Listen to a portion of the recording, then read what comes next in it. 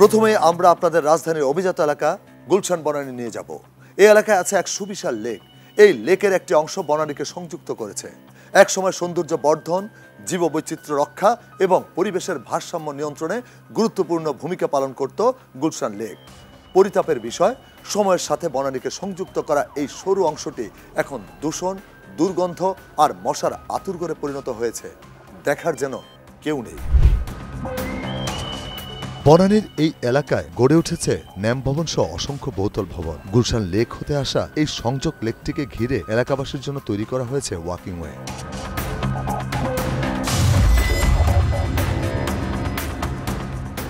কিন্তু লেকের নোংরা পানির দুর্গন্ধ আর মশার প্রজনন কেন্দ্র হয়ে ওঠায় এখানে এখন টেকায় দেয়।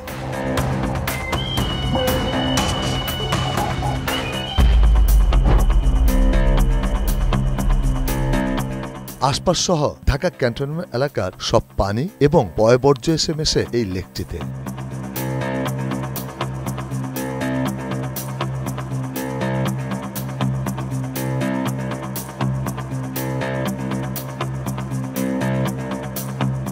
যার কারণে দূষণ, দুর্গন্ধ আর মশার উপদ্রবে অতিষ্ঠ এখানকার মানুষ। আর বৃষ্টি হলে তো কথাই নেই।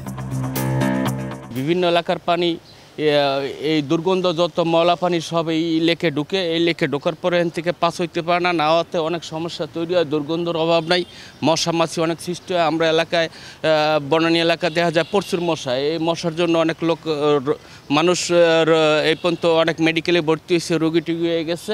এক সময় যখন খোলা বাথরুমের মতো এই দেশগুলি চলতো বাংলাদেশ, আসলে সব দেশই পাকা হয়েছে বাথরুম, কিন্তু এখানে কোনো উন্নতি হয় না।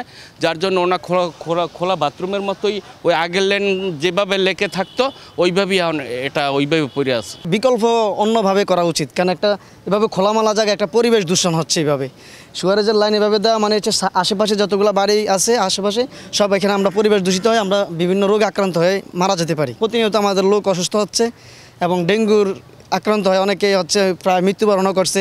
এখানের বর্তমান যে পরিস্থিতি আপনি নিজেও একটু দেখতে পারবেন, যেমন এখানে যে সরাসরি যে ময়লাগুলো আছে, যেটা এরা নিষ্কাশনের কোনো ব্যবস্থা আমরা এখন বর্তমানে দেখতে পাচ্ছি না। আর এখান থেকে সর্বোচ্চ আপনার যে শুধু মশা উৎপাদন হচ্ছে তা না, এখানে আমাদের আশেপাশে যারা আছে, আমরা যারা এই এলাকায় থাকি, এখান থেকে পরিবেশ দূষণ হচ্ছে, বায়ু দূষণ হচ্ছে, প্লাস হচ্ছে এখান থেকে আমাদের এখানে রোগ ব্যাধি চলে আসছে। মশা তো আছেই। একটু যদি বৃষ্টি পড়ে, একটু বৃষ্টি পড়লেই দেখবেন যে এখানে অনেক দুর্গন্ধ ছড়ায় বনানী সোসাইটি। তো এখানে সরাসরি মলমূত্র ত্যাগ থেকে শুরু করে যত আবর্জনা আছে সব এখানে দেখেন, কোনো এটা মানে পরিবেশ বান্ধব বলতে আসলে ওইভাবে কিছুই নাই। এইটা পুরো ময়লা আবর্জনা নিষ্কাশনের জন্য ভালো একটা পদক্ষেপ নেওয়া উচিত।